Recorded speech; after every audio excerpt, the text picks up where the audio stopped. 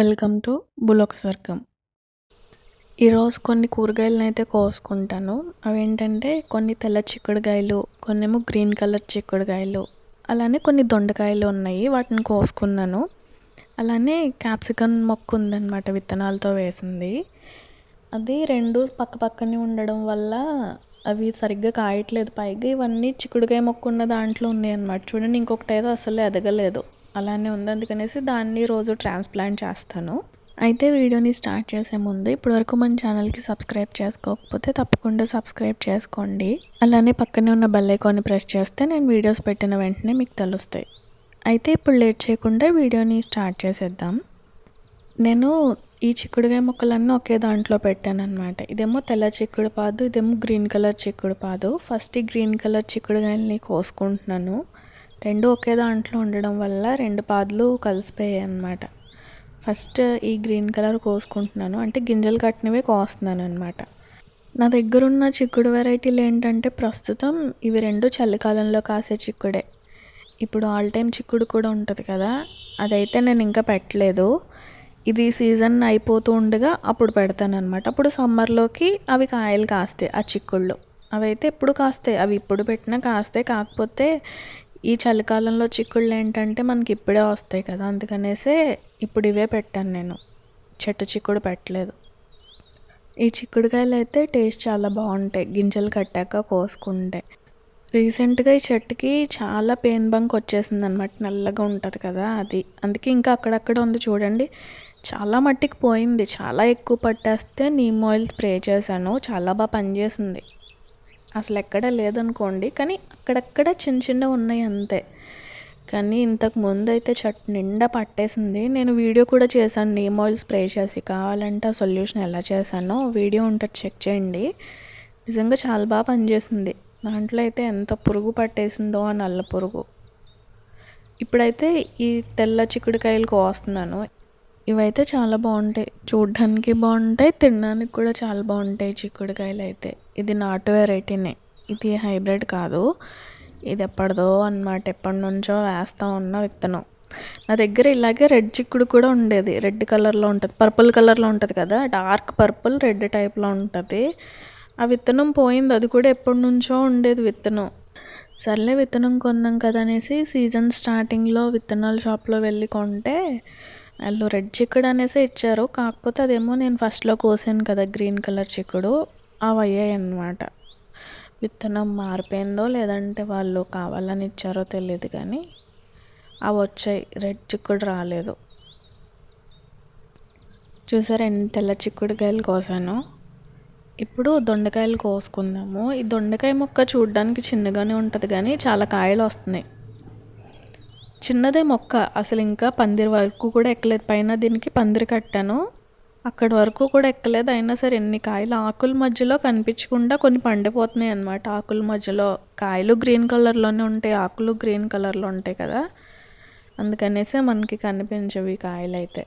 కానీ సైజు కూడా చాలా బాగా కాస్తున్నాయి ఇవి. చూడండి ఎంత లావుగా ఎంత పెద్దగా కాస్తున్నాయో కాయలైతే. ఈ దొండకాయలకి ఏంటంటే మొక్కకి సీజన్తో పని లేదు, ప్రతి సీజన్లో కాస్తాయి. చలికాలంలో కాస్తాయి, ఎండాకాలంలో కాస్తాయి, వర్షాకాలంలో కూడా కాస్తాయి. మనకి సంవత్సరం అంతా కాస్తూనే ఉంటాయి. అందుకనేసి ఒక దొండకాయ మొక్క వేసుకున్నాం అనుకోండి, మనకి కాయలు అలా కాస్తూనే ఉంటాయి. అలానే ఈ దొండకాయ మొక్క ఏంటంటే మనం ఒక్కసారి మొక్క వేసామనుకోండి, ఒక 3-4 సంవత్సరాల వరకు ఆ చెట్టే అలా కాయలు కాసేస్తూ ఉంటుంది. మొక్కని మళ్ళీ వేయనవసరం లేదు, ఇంకా అదే అలా కాయలు కాసేస్తుంది. కాయలు కూడా చాలా ఎక్కువ కాస్తాయి. చూసారు కదా మీరే ఒకే చోట ఎన్ని కాయలు ఉన్నాయో. పైగా ఇది ఒక 5 అడుగులు ఎదిగిందంటే పైకి మొక్క. చూసారు కదా అసలు ఎన్ని కాయలు. చిన్నదే, నేను ఒకే చోట కోసిన చోటే కోస్తున్నాను. చూడండి ఎన్ని కాయలు ఉన్నాయి, ఒక్క చోటే చాలా కాయలు ఉన్నాయి, ఇంకా పిందెలు కూడా చాలా ఉన్నాయి. పైగా దొండకాయ మొక్కని పెంచడం చాలా ఈజీ. ఒక కొమ్మని తెచ్చి గుచ్చితే చాలా అదే వచ్చేస్తుంది. కొమ్మలతో పెట్టింది కాయలు త్వరగా వచ్చేస్తాయి అన్నమాట. చూడండి నేను ఇది కొమ్మలతోనే పెట్టాను, అందుకనేసి ఇన్ని కాయలు వచ్చాయి. ఇదేనండి వాళ్ళ చిన్ని హార్వెస్ట్. తెల్ల చిక్కుడుకాయలు, గ్రీన్ కలర్ చిక్కుడుకాయలు అండ్ దొండకాయలు. దొండకాయలు అయితే అసలు పాదు ఉన్నట్టే లేదు, కానీ ఎన్ని కాయలు వచ్చాయో చూడండి. నెక్స్ట్ ఇది క్యాప్సికమ్ మొక్క అనమాట. కాయ చిన్నదే ఉంది. ఇప్పుడు కొయిన తర్వాత కోస్తాను. కానీ ఇది చిక్కుడుకాయ మొక్క ఉన్న దాంట్లో ఉన్నాయన్నమాట 2 మొక్కలు. ఇదైతే ఇంకా చిన్న మొక్క ఇది క్యాప్సికమ్‌ది. అందుకనేసి సరిగ్గా పెరగట్లేదు. నీడొచ్చేస్తది కదా చిక్కుడుకాయ మొక్క. అందుకనేసి సరిగ్గా పెరగట్లేదు. అందుకనేసి చిన్న మొక్కని నేను తీసి వేరే దాంట్లో వేద్దాం అనేసి అనుకుంటున్నాను. ఇలా మొక్కను తీసేటప్పుడు ఏం చేయాలంటే చూడండి, నేను కూర్చుతున్నాను కదా, దూరంగా ఒక 2 ఇంచుల దూరంగా చుట్టూ ఇలా కన్నుల్లా చేసి మొక్కని లిఫ్ట్ చేయాలి. అప్పుడు మొక్క షాక్లోకి వెళ్ళదన్నమాట. మనం వేరులతో లాగేసాం అనుకోండి, మొక్క చచ్చిపోయే ప్రమాదం కూడా ఉంటుంది ఒక్కొక్కసారి. చూసారా, ఇలాగా మట్టితో పాటు లిఫ్ట్ చేశాను మొక్కని. ఇప్పుడు దీన్ని మనం వేరే చోట వేసుకోవడమే.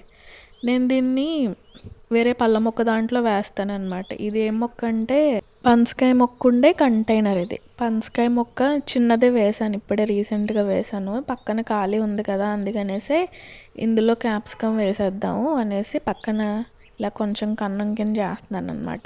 ఆ మొక్కది మట్టితో పాటు తెచ్చాను కదా, అది ఇక్కడ పెట్టేద్దాం అనేసి ఇందులో ఇలా కన్నం కింద చేశాను. ఇప్పుడు దీన్ని పెట్టేస్తాను.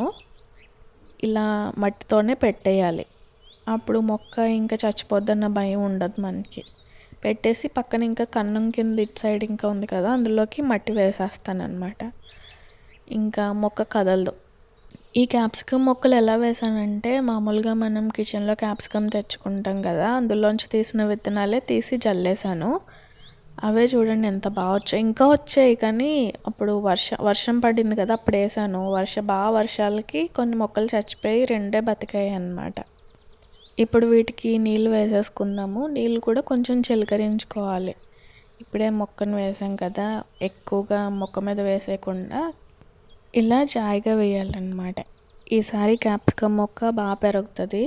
తర్వాత ఇంకో గ్రో బ్యాగ్లోకి ఈ క్యాప్సికమ్ మొక్కను కూడా మార్చేయాలి. చూడండి, ఇది కూడా సరిగ్గా పెరగట్లేదు కదా, అందుకని దాన్ని తీసేసాను కదా, ఇంకా దీన్ని కూడా తీసేయాలి. అప్పుడు ఈ మొక్క కూడా బాగా పెరుగుతుంది. సో ఇదండి వాళ్ళ చిన్ని హార్వెస్ట్. ఈ వీడియో ఎలా అనిపించిందో నాకు కామెంట్స్లో చెప్పండి. అలానే ఈ వీడియో నచ్చితే ఈ వీడియోకి ఒక లైక్ చేసి మన ఛానల్కి సబ్స్క్రైబ్ చేసుకొని పక్కనే ఉన్న బెల్ ఐకాన్ని ప్రెస్ చేయడం మర్చిపోకండి. అలానే ఈ వీడియో మీకు ఇన్ఫర్మేటివ్గా అనిపిస్తే, వేరే వాళ్ళకి ఉపయోగపడుతుంది అని అనుకుంటే మీ ఫ్రెండ్స్లో కానీ ఫ్యామిలీ మెంబర్స్లో కానీ గార్డెనింగ్ అంటే ఇంట్రెస్ట్ ఉండి గార్డెనింగ్ చేసే వాళ్ళు ఎవరైనా ఉంటే వాళ్ళతో ఈ వీడియో షేర్ చేసుకోండి.